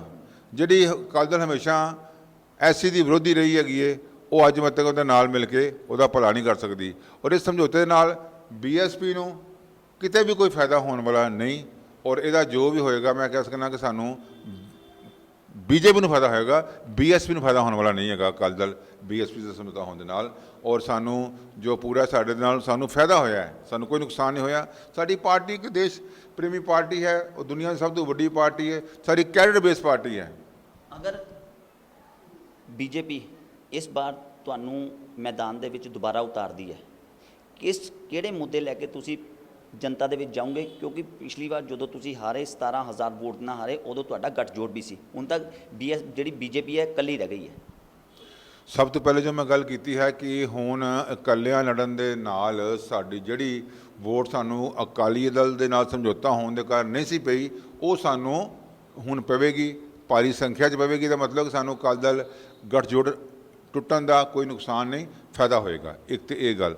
ਦੂਜਾ, ਅਗਰ ਅਸੀਂ ਜਿੱਤਨੇ ਆ ਤਾਂ ਬੀਜੇਪੀ ਸਰਕਾਰ ਬਣਦੀ ਹੈ, ਸਭ ਤੋਂ ਪਹਿਲਾਂ ਅਸੀਂ ਜੋ ਨਸ਼ੇ ਦਾ ਇਹਨਾਂ ਕਾਂਗਰਸੀਆਂ ਨੇ ਨਸ਼ੇ ਦਾ ਜੋ ਇਤਨਾ ਵੱਡਾ ਮਾਫੀਆ ਫੈਲਾਇਆ ਹੈ ਪੰਜਾਬ 'ਚ, ਗਲੀ ਗਲੀ ਨਸ਼ਾ ਵੇਚ ਰਿਹਾ ਹੈ ਔਰ ਇਹ ਨਾਲ ਭਾਈਵਾਲ ਬਣੇ ਨੇ, ਸਭ ਤੋਂ ਪਹਿਲੇ ਅਸੀਂ ਨਸ਼ਾ ਖਤਮ ਕਰਾਂਗੇ। ਕਿਉਂਕਿ ਅਗਰ ਸਾਡੇ ਯੁਵਾ ਨੌਜਵਾਨ ਸਾਥੀ ਅਗਰ ਖਤਮ ਹੋ ਗਏ ਤਾਂ ਸਾਡੇ ਪੰਜਾਬ ਦਾ ਕੋਈ ਭਵਿੱਖ ਨਹੀਂ। ਉਹਦੇ ਨਾਲ ਇੱਕ ਮੈਂ ਗੱਲ ਜ਼ਰੂਰ ਕਹਿਣਾ ਚਾਹਾਂਗਾ ਪੰਕਜ ਜੀ ਕਿ ਇਸ ਸਮੇਂ ਪੰਜਾਬ ਨੂੰ ਕਾਂਗਰਸ ਨੇ ਇੱਕ ਬਰਬਾਦੀ ਦੇ ਕਗਾਰ 'ਤੇ ਖੜਾ ਕਰ ਦਿੱਤਾ ਹੈ। ਅੱਜ ਪੰਜਾਬ ਦੇ ਵਿੱਚ ਸਾਰਾ ਜੋ ਉਦਯੋਗ ਹੈ, ਇੰਡਸਟਰੀ ਹੈ, ਉਹ ਦੂਜੇ ਸੂਬਿਆਂ 'ਚ ਪਲਾਨ ਕਰ ਰਹੀ ਹੈ। ਜੋ ਇੱਥੇ ਚੱਲ ਰਹੀ ਹੈ ਉਹ ਬੰਦ ਹੋ ਰਹੀ ਹੈ। ਇਸ ਕਰਕੇ ਕਿਸੇ ਵੀ ਸਟੇਟ ਦਾ ਜੋ ਕੰਮ ਹੈ, ਕਿਸੇ ਖੁਸ਼ਹਾਲੀ ਹੈ, ਉਹ ਕੇਵਲ ਤਾਂ ਕੇਵਲ ਵਪਾਰ ਉਦਯੋਗ ਦੇ ਨਾਲ, ਵਪਾਰੀਆਂ ਦੇ ਨਾਲ ਆਉਂਦੀ ਹੈ, ਜਿਹੜਾ ਕਿ ਕਾਂਗਰਸ ਸਰਕਾਰ ਦੇ ਨਾਲ ਉਹਦਾ ਨੁਕਸਾਨ ਹੋਇਆ ਹੈ। ਕੇਵਲ ਤਾਂ ਕੇਵਲ ਮੈਂ ਕਹਿ ਸਕਦਾ ਕਿ ਇਸ ਸਰਕਾਰ ਨੇ ਆਪਣੇ MLAs ਨੂੰ, ਆਪਣੇ ਮਿਨਿਸਟਰ ਨੂੰ ਖੁੱਲ੍ਹੀ ਛੂਟ ਦਿੱਤੀ ਹੈਗੀ ਹੈ ਕਿ ਹਮ ਵੀ ਲੂਟेंगे ਤੁਮ ਵੀ ਲੂਟੋ। ਉਹ ਜਿਹੜਾ ਕੈਪਟਨ ਉੱਥੇ ਵੱਡੇ ਵੱਡੇ ਦੇਖੋ ਘੁਟਾਲੇ ਹੋਏ, ਜਿਹੜਾ ਸ਼ਾਮ ਸੁੰਦਰ ਹੈਗਾ, ਉਹਨਾਂ ਨੇ JCT ਦੀ ਜਿਹੜੀ ਹੈਗੀ ਹੈ ਉਹਦਾ ਬੜਾ ਵੱਡਾ ਇੱਕ ਪਲਾਟ ਸੀ, ਉਹਨੂੰ ਟੁਕੜੀ ਟੁਕੜੀ ਕਰਕੇ ਵੇਚ ਕੇ ਆਪਣੇ ਪ੍ਰੋਪਰ ਡੀਲਰ ਵਾਲਿਆਂ ਨੂੰ ਵੇਚ ਦਿੱਤਾ, ਜਿੱਥੇ 250 ਕਰੋੜ ਰੁਪਈਆ। ਇੱਕ ਸਟੇਟ ਦਾ ਐਡਵੋਕੇਟ ਜਨਰਲ ਕਹਿ ਰਿਹਾ ਹੈਗਾ ਕਿ ਇਹ ਜੋ ਡੀਲ ਹੋਈ ਹੈ ਸਾਨੂੰ ਸਰਕਾਰ ਨੂੰ 125 ਕਰੋੜ ਦਾ ਤੋਂ ਲੈ ਕੇ 200 ਕਰੋੜ ਦਾ ਨੁਕਸਾਨ ਹੋਇਆ ਹੈਗਾ। ਇਸ ਤੋਂ ਸਾਫ਼ ਜ਼ਾਹਰ ਹੈ ਕਿ ਇਹ ਸਾਰੇ ਹੀ ਰਲ ਮਿਲ ਕੇ ਕਰਪਸ਼ਨ ਕਰ ਰਹੇ ਨੇ। ਇਸ ਤੋਂ ਵੱਡਾ ਹੋਰ ਕੋਈ ਸਾਨੂੰ ਪ੍ਰੂਫ ਨਹੀਂ ਚਾਹੀਦਾ। ਔਰ MLA ਦੇ ਜਿੰਨੇ ਨੇ, ਮੈਂ ਸਾਰੇ ਲੋਕਾਂ ਨੂੰ, ਸਾਰੀ ਜਨਤਾ ਨੂੰ ਬੇਨਤੀ ਕਰਾਂਗਾ ਕਿ ਆਪਣੇ ਵਿਧਾਇਕਾਂ ਦੇ ਹਾਲਾਤ ਦੇਖੋ। ਕਿਆ MLA ਬਣਨ ਤੋਂ ਪਹਿਲਾਂ ਉਹਨਾਂ ਦਾ ਕੀ ਹਾਲਾਤ ਸਨ, ਅੱਜ ਉਹਨਾਂ ਦੇ ਕੀ ਹਾਲਾਤ ਨੇ। ਅੱਜ ਉਹਨਾਂ ਕੋਲ ਕਿੰਨੀਆਂ ਗੱਡੀਆਂ ਆ ਗਈਆਂ ਨੇ, ਕਿੰਨੀਆਂ ਕੋਠੀਆਂ ਬਣ ਗਈਆਂ ਨੇ, ਕਿੰਨੇ ਉਹਨਾਂ ਕੋਲ ਪ੍ਰਾਪਰਟੀ ਬਣ ਗਈ ਹੈ, ਇਹਦਾ ਹਿਸਾਬ ਕਰਨ। ਔਰ ਨਾਲ ਇਹ ਸਾਫ਼ ਜ਼ਾਹਰ ਹੈ ਕਿ ਜੋ ਕੁਝ ਵੀ ਇਹਨਾਂ ਕੋਲ ਆਇਆ ਹੈ ਕਰਪਸ਼ਨ ਦੇ ਕਾਰਨ ਆਇਆ ਹੈ, ਬੇਈਮਾਨੀ ਦੇ ਕਾਰਨ ਆਇਆ ਹੈ। ਇਹਨਾਂ ਕੋਲੋਂ ਹਿਸਾਬ ਜਨਤਾ ਨੂੰ ਐਤਕੀ ਲੈਣਾ ਚਾਹੀਦਾ ਹੈ ਤਾਂ ਕਿ ਇਹਨਾਂ ਨੂੰ ਬੁਰੀ ਤਰ੍ਹਾਂ ਹਰਾਓ, ਕਾਂਗਰਸ ਭਜਾਓ ਤੇ ਪੰਜਾਬ ਬਚਾਓ। ਅਗਰ ਅਸੀਂ ਪੰਜਾਬ ਦਾ ਭਵਿੱਖ ਚਾਹੁੰਦੇ ਹਾਂ, ਪੰਜਾਬ ਦੀ ਬਿਹਤਰੀ ਚਾਹੁੰਦੇ ਹਾਂ, ਤੇ ਕਾਂਗਰਸ ਨੂੰ ਹਰਾਉਣਾ ਇਸ ਵਾਰੀ ਕਾਂਗਰਸ ਮੀਨ ਬੁਰਾਈ ਦਾ ਖਤਮ ਹੋਣਾ ਬਹੁਤ ਜ਼ਰੂਰੀ ਹੈ। ਪੰਕਜ, ਤੁਸੀਂ ਮੇਰੇ ਕੋਲ ਅੱਜ ਮੇਰੇ ਵਿਚਾਰ ਲਏ ਨੇ, ਮੈਂ ਤੁਹਾਡਾ ਧੰਨਵਾਦ ਵੀ ਕਰਨਾ। ਜਨਤਾ ਨੂੰ ਮੈਂ ਬੇਨਤੀ ਕਰਨਾ ਕਿ ਆਓ ਸਾਰੇ ਇਕੱਠੇ ਹੋ ਕੇ ਬੁਰਾਈ ਦਾ ਨਾਸ਼ ਕਰੀਏ ਔਰ ਰਾਮ ਰਾਜਾ ਲੈ ਕੇ ਆਈਏ। ਮੇਰਾ ਮੰਨਣਾ ਹੈ ਕਿ ਗੁੰਡਾ ਰਾਜ ਖਤਮ ਕਰਕੇ ਰਾਮ ਰਾਜਾ ਸਾਨੂੰ ਪੰਜਾਬ 'ਚ ਲੈ ਕੇ ਆਉਣਾ ਚਾਹੀਦਾ ਹੈ, ਤਾਂ ਹੀ ਪੰਜਾਬ ਦੀ ਬਿਹਤਰੀ ਹੋ ਸਕਦੀ ਹੈ। ਮੇਰਾ ਮੈਨੂੰ ਪੂਰਾ ਯਕੀਨ ਹੈ ਕਿ ਜਨਤਾ ਮੇਰੀ ਬੇਨਤੀ ਨੂੰ ਸਵੀਕਾਰ ਕਰੇਗੀ, 2022 ਦੇ ਵਿੱਚ BJP ਦਾ ਸਹਿਯੋਗ ਕਰੇਗੀ ਔਰ BJP ਨੂੰ ਜਿਤਾਏਗੀ। ਬਹੁਤ ਬਹੁਤ ਧੰਨਵਾਦ। ਮੇਰਾ ਲਾਸਟ ਕੁਐਸਚਨ ਹੈ, ਮੌਜੂਦਾ ਵਿਧਾਇਕ ਸੁਸ਼ੀਲ ਕੁਮਾਰ ਰਿੰਕੂ ਜਨਤਾ ਦੀ ਕਟੌਤੀ ਦੇ ਉੱਤੇ ਠੀਕ ਉਤਰੇ? ਇਹ ਜਨਤਾ ਨੂੰ ਪੁੱਛੋ ਜਾ ਕੇ, ਕਿਉਂਕਿ ਜਨਤਾ ਜਿਹੜੀ ਅੱਜ ਹੈਗੀ ਹੈ ਉਹ ਤਰਾਹੀ ਕਰ ਰਹੀ ਹੈ। ਅੱਜ ਹਰ ਇਲਾਕੇ ਦੇ ਵਿੱਚ ਕੋਈ ਐਸਾ ਇਨਸਾਨ ਨਹੀਂ, ਨਜਾਇਜ਼ ਪਰਚੇ ਪੈ ਰਹੇ ਨੇ। ਜਿਹੜਾ ਕੋਈ ਗੱਲ ਕਰਦਾ ਹੈ ਉਹਨਾਂ ਦੇ ਵਿਰੋਧ 'ਚ ਉਹਨਾਂ ਦਾ ਨਜਾਇਜ਼ ਪਰਚਾ ਹੋ ਜਾਂਦਾ ਹੈ। ਉਹਦੇ ਇਲਾਵਾ ਜਿਹੜਾ ਕੋਈ ਗੱਲ ਕਰਦਾ ਹੈ, ਅੱਜ ਜਿੰਨਾ ਨਸ਼ਾ, ਮੈਨੂੰ ਤਾਂ ਸਮਝ ਨਹੀਂ ਆਉਂਦੀ ਕਿ ਕਦੇ ਐਸਾ ਜ਼ਮਾਨਾ ਵੀ ਆਇਆ ਸੀ ਕਿ ਕਾਂਗਰਸ ਦੇ ਕੌਂਸਲਰ ਵੀ ਸ਼ਰਾਬ ਵੇਚਣਗੇ ਔਰ ਉਹਨਾਂ ਨੂੰ ਸ਼ਰਾਬ ਵੇਚਣ 'ਤੇ ਲਾਤਾ ਹੈ ਕਿ ਕੋਈ ਵੀ ਜੋ ਹੈ ਬੁਰਾਈ ਅਗਰ ਕਰਨਾ ਕੰਮ, ਤੇ ਬੁਰਾਈ ਨੂੰ ਫੈਲਾਓ। ਇਹ ਕੰਮ ਇਸ ਟਾਈਮ ਕਾਂਗਰਸ ਰਾਜ 'ਚ ਹੋ ਰਿਹਾ ਹੈਗਾ ਕਿ ਚਲੋ ਪੈਸੇ ਕਮਾਉਣ ਵਾਸਤੇ ਸ਼ਰਾਬ ਵੇਚਣੀ ਸ਼ਰਾਬ ਵੇਚੋ, ਨਸ਼ਾ ਵੇਚਣਾ ਨਸ਼ਾ ਵੇਚੋ। ਇੱਕ ਪੈਸਾ ਹੀ ਸਭ ਕੁਝ ਨਹੀਂ, ਕਿਉਂਕਿ ਇਨਸਾਨ ਦੀ ਇੱਜ਼ਤ ਜ਼ਰੂਰੀ ਹੈ। ਸਾਨੂੰ ਕਦੇ ਵੀ ਮਾੜੇ ਕੰਮ ਨਹੀਂ ਕਰਨੇ ਚਾਹੀਦੇ। ਭੁੱਖਿਆ ਰਹਿਣਾ ਮਨਜ਼ੂਰ ਹੈ, ਪਰ ਸਾਨੂੰ ਮਾੜੇ ਕੰਮ ਨਹੀਂ ਕਰਨੇ ਚਾਹੀਦੇ। ਜਨਤਾ ਇਹ ਸਭ ਕੁਝ ਜਾਣਦੀ ਹੈ, ਉਹ ਮਹਿਸੂਸ ਕਰ ਰਹੀ ਹੈ, ਪਰ ਇੰਤਜ਼ਾਰ ਕਰ ਰਹੀ ਹੈ ਸਮੇਂ ਦਾ। ਕਿਉਂਕਿ ਜੋ ਜਨਤਾ ਹੈ ਵੋਟ 'ਤੇ ਜਦੋਂ ਇਲੈਕਸ਼ਨ ਹੋਣਗੇ ਉਦੋਂ ਪਾਉਣਗੇ। ਹੁਣ ਜਿੰਨਾ ਮਰਜ਼ੀ ਦੁਖੀ ਹੋ ਲੈਣ, ਉਹਦਾ ਕੁਝ ਨਹੀਂ ਬਣਨਾ। ਇਸ ਕਰਕੇ ਉਹ ਆਪਣੇ ਸੀਨੇ 'ਚ ਇਹ ਗੱਲ ਨੂੰ ਦਬਾ ਕੇ ਬੈਠੇ ਨੇ ਕਿ ਕਦੋਂ ਵੋਟਾਂ ਆਉਣ, ਇਹਦਾ ਹਿਸਾਬ ਚੁੱਕਦਾ ਕਰੀਏ ਇਹਨਾਂ ਚੋਰਾਂ ਦਾ, ਤੇ ਇਹਨਾਂ ਨੂੰ ਘਰ ਬਿਠਾਈਏ ਜਿਨ੍ਹਾਂ ਨੇ ਸਾਡੇ ਪੰਜਾਬ ਦਾ ਸੱਤਿਆਨਾਸ਼ ਕੀਤਾ ਹੈਗਾ। ਮੇਰਾ ਇੱਕ ਲਾਸਟ ਕੁਐਸਚਨ ਰਹਿ ਗਿਆ, ਜਿੱਥੇ ਕਿਸਾਨ ਜਥੇਬੰਦੀਆਂ BJP ਦਾ ਵਿਰੋਧ ਕਰ ਰਹੀਆਂ, ਉੱਥੇ ਹੁਣ ਕਿਸਾਨ ਜਥੇਬੰਦੀਆਂ ਸ਼੍ਰੋਮਣੀ ਅਕਾਲੀ ਦਲ ਦਾ ਵੀ ਵਿਰੋਧ ਕਰਨਾ ਸ਼ੁਰੂ ਕਰ ਦਿੱਤਾ। ਦੇਖੋ, ਇੱਕ ਗੱਲ ਤੇ ਤੈਅ ਹੈ, ਜੋ ਸੱਚਾਈ ਹੈਗੀ ਨਾ ਉਹ ਕਦੇ ਛੁਪਦੀ ਨਹੀਂ, ਉਹਨੇ ਬਾਹਰ ਆਉਣਾ ਹੀ ਆਉਣਾ ਹੈ। ਇਹਨਾਂ ਨੇ ਕੋਸ਼ਿਸ਼ ਕੀਤੀ ਕਾਂਗਰਸੀਆਂ ਨੇ ਕਿ ਕੇਵਲ ਤਾਂ ਕੇਵਲ ਇਹ ਮੁੱਦਾ ਜੋ ਹੈ BJP ਦੇ ਪੱਲੇ ਪਾਓ, BJP ਦਾ ਵਿਰੋਧ ਕਰਾਓ। ਪਰ ਅੱਜ ਜੋ ਸੱਚਾਈ ਸਾਹਮਣੇ ਆ ਗਈ ਹੈ, ਅੱਜ ਕਿਸਾਨ ਮੋਰਚਾ BJP ਦਾ ਇਕੱਲੇ ਦਾ ਵਿਰੋਧ ਨਹੀਂ ਕਰਦਾ ਪਿਆ, ਅੱਜ ਉਹ ਸ਼੍ਰੋਮਣੀ ਅਕਾਲੀ ਦਲ ਦਾ ਵਿਰੋਧ ਕਰ ਰਿਹਾ ਹੈ। ਅੱਜ ਭਾਰੀ ਸੰਖਿਆ ਦੇ ਵਿੱਚ ਕਾਂਗਰਸ ਸਰਕਾਰ ਦਾ ਵਿਰੋਧ ਕਰ ਰਿਹਾ ਹੈ।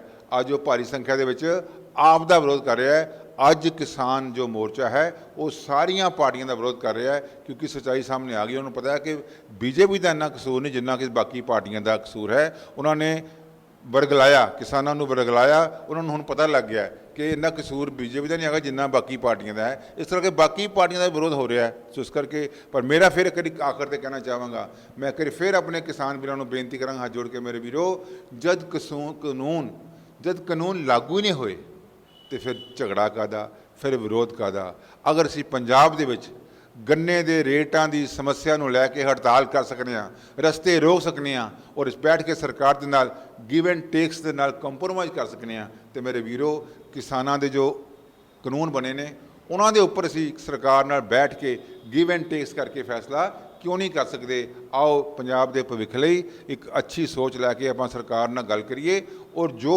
ਸਾਨੂੰ ਕਾਨੂੰਨ 'ਚ ਗਲਤੀਆਂ ਹਨ ਉਹਨੂੰ ਦੂਰ ਕਰੀਏ, ਜੋ ਠੀਕ ਗੱਲਾਂ ਹਨ ਉਹਨਾਂ ਨੂੰ ਮੰਨ ਕੇ ਆਪਣੇ ਪੰਜਾਬ ਦਾ ਭਵਿੱਖ ਅੱਛਾ ਕਰੀਏ, ਸੁਨਹਿਰੀ ਕਰੀਏ ਔਰ ਇਹਨਾਂ ਨੂੰ ਜੋ ਹੈ ਕਿਸਾਨਾਂ ਦੀ ਬਿਹਤਰੀ ਲਈ ਕੰਮ ਹੋਣਾ ਚਾਹੀਦਾ ਹੈ। ਉਹਦੇ ਨਾਲ ਫਿਰ ਮੈਂ ਕਹਿਣਾ ਚਾਹਾਂਗਾ ਕਿ ਫਿਲਹਾਲ ਕਾਨੂੰਨਾਂ ਦੇ ਕਾਰਨ ਵਿਰੋਧ ਹੋਣਾ ਬਿਲਕੁਲ ਗਲਤ ਹੈ, ਕਿਉਂਕਿ ਕਾਨੂੰਨ ਲਾਗੂ ਨਹੀਂ ਹੋਏ। ਜਿਹੜੀ ਚੀਜ਼ ਲਾਗੂ ਨਹੀਂ ਹੋਈ ਉਹਦਾ ਵਿਰੋਧ ਕਾਹਦਾ। ਸੋ ਇਸ ਕਰਕੇ ਸਾਰਾ ਜੋ ਕੁਝ ਹੋ ਰਿਹਾ ਹੈ ਇਹ ਬਹਿਕਾਇਆ ਜਾ ਰਿਹਾ ਹੈ। ਬਾਹਰਲੀਆਂ ਸ਼ਕਤੀਆਂ ਇੱਥੇ ਆ ਕੇ ਉਹਨਾਂ ਨੂੰ ਵਰਗਲਾ ਰਹੀਆਂ, ਬਾਹਰੋਂ ਪੈਸਾ ਭੇਜ ਰਹੀਆਂ ਨੇ, ਇਸ ਕਰਕੇ ਪੰਜਾਬ ਦੀ ਸ਼ਾਂਤੀ ਨੂੰ ਭੰਗ ਕਰਨਾ ਚਾਹੁੰਦੀਆਂ ਨੇ। ਮੇਰੀ ਬੇਨਤੀ ਕਿਸਾਨਾਂ ਨੂੰ, ਪੰਜਾਬ ਦੀ ਸ਼ਾਂਤੀ ਨੂੰ ਭੰਗ ਨਾ ਕਰੋ, ਆਪਣੇ ਭਵਿੱਖ ਨੂੰ ਖਰਾਬ ਨਾ ਕਰੋ, ਆਪਣੇ ਬੱਚਿਆਂ ਦਾ ਨੁਕਸਾਨ ਨਾ ਕਰੋ। ਬਹੁਤ ਬਹੁਤ ਧੰਨਵਾਦ। ਇਹ ਸੀ ਭਾਰਤੀ ਜਨਤਾ ਪਾਰਟੀ ਦੇ ਸੀਨੀਅਰ ਲੀਡਰ ਮਹਿੰਦਰ ਭਗਤ, ਜਿਨ੍ਹਾਂ ਨੇ ਮੌਜੂਦਾ ਵਿਧਾਇਕ ਦੇ ਉੱਤੇ ਕਈ ਆਰੋਪ ਲਗਾਏ ਤੇ ਇਹ ਵੀ ਕਿਹਾ ਕਿ ਜੇ ਕੋਈ ਹਾਲੀ ਤੱਕ ਜਿਹੜਾ ਵੈਸਟ ਹਲਕੇ ਦੇ ਵਿੱਚ ਹੈ, ਹਾਲੀ ਤੱਕ ਜਦੋਂ ਦੇ ਵਿਧਾਇਕ ਬਣੇ ਆ ਉਹਨਾਂ ਵੱਲੋਂ ਕੋਈ ਵੀ ਵਿਕਾਸ ਦਾ ਕੰਮ ਨਹੀਂ ਕਰਵਾਇਆ ਗਿਆ। ਕੈਮਰਾਮੈਨ ਭਗਤ ਦੇ ਨਾਲ ਵਿਨय ਸ਼ਰਮਾ, दैनिक सवेरा टीवी जलंधर। ਅਲੀਸ਼ਾ ਬੇਗਮ ਇੱਕ ਔਰਤ ਦਾ ਦੁੱਖ ਇੱਕ ਔਰਤ ਹੀ ਸਮਝ ਸਕਦੀ ਹੈ। ਰੂਹਾਨੀ ਅਤੇ ਕਾਲੀ ਸ਼ਕਤੀਆਂ ਦੀ ਮਾਲਕਨ, ਦੁਨੀਆ ਦਾ ਸਭ ਤੋਂ ਚਮਤਕਾਰੀ ਇਲਮ ਮੇਰੇ ਕੋਲ ਹੈ। ਮੇਰੇ ਕੀਤੇ ਨੂੰ ਕੋਈ ਕੱਟ ਨਹੀਂ ਸਕਦਾ। ਕਾਲਾ ਇਲਮ ਕਰਨਾ ਅਤੇ ਤੋੜਨਾ ਹਰ ਇੱਕ ਦੇ ਵੱਸ ਦੀ ਗੱਲ ਨਹੀਂ। ਪਰੇਸ਼ਾਨੀ ਜਿਵੇਂ ਲਵ ਮੈਰਿਜ, ਪਤੀ ਪਤਨੀ 'ਚ ਝਗੜਾ, ਸੌਤਨ ਦੁਸ਼ਮਣ ਤੋਂ ਛੁਟਕਾਰਾ, ਤਲਾਕ ਕੇਸ, ਬੁਰੇ ਸੁਪਨੇ, ਵਿਦੇਸ਼ ਯਾਤਰਾ, ਬੁਰੀ ਸੰਗਤ ਜਾਂ ਨਸ਼ਾ ਛੁਡਾਉਣਾ, ਬਿਮਾਰੀ 'ਚ ਦਵਾ ਨਾ ਲੱਗਣਾ। ਵਸ਼ੀਕਰਨ ਇੱਕ ਸੱਚਾਈ ਹੈ। ਵਸ਼ੀਕਰਨ ਕਰਵਾਓ, ਮਨ ਚਾਹਾ ਪਿਆਰ ਪਾਓ। ਕੀ ਤੁਹਾਡੀ ਕਿਸਮਤ 'ਚ ਲੋਟਰੀ ਦਾ ਯੋਗ ਹੈ ਜਾਂ ਨਹੀਂ? ਸੱਚਾਈ ਜਾਣੋ। ਲੋਟਰੀ ਨੰਬਰ ਪਾਓ, ਭਾਵੇਂ 649 ਹੋਵੇ ਜਾਂ ਲੋਟੋ ਮੈਕਸ। 11 ਘੰਟੇ 'ਚ ਕਰਵਾਓ ਹਰ ਪਰੇਸ਼ਾਨੀ ਦਾ ਹੱਲ ਘਰ ਬੈਠੇ। ਅਸ਼ਟਾਮ ਪੇਪਰ ਤੇ ਲਿਖ ਕੇ ਲਵੋ ਕੰਮ ਦੀ ਗਾਰੰਟੀ। ਜਾਂ ਕਹਿਣੇ ਤੋਂ ਬਾਹਰ तुरंत संपर्क करो, ਤੁਹਾਡੀ ਹਰ ਗੱਲ ਗੁਪਤ ਰੱਖੀ ਜਾਵੇਗੀ। ਅਲੀਸ਼ਾ ਬੇਗਮ। वर्ल्ड फेमस बाबा सलीम खान 21 बार गोल्ड मेडलिस्ट। सारियां थावां तो निराश ਅਤੇ ਮਾयूस होने वाले एक बार फोन जरूर करो, जिवें चाहोगे उवें होएगा। It's my promise, immediately result, open challenge. इल्मां दे माहिर A to Z समस्यावां दा फोन ते घर बैठे करवाओ हल। वशीकरण ਅਤੇ मुठ करनी, लव मैरिज, सौतन ਅਤੇ दुश्मन तो छुटकारा, पक्का काम पक्का हल, 101% गारंटी, अष्टाम पेपर समेत। सब तो पहला काम करन दा वादा, नौकरी, प्रमोशन, कारोबार च परेशानी, घर च झगड़ा, कोर्ट केस, तलाक, प्रॉपर्टी झगड़ा, पति पत्नी च अनबन, जादू टोना, मनमोहनी वशीकरण करवाओ ਜਾਂ तुड़वाओ, रुस्से ਨੂੰ मनाउणा। ਹੁਣੇ ਕਾਲ ਕਰੋ ਬਾਬਾ ਸਲੀਮ ਖਾਨ 98 199 37 467।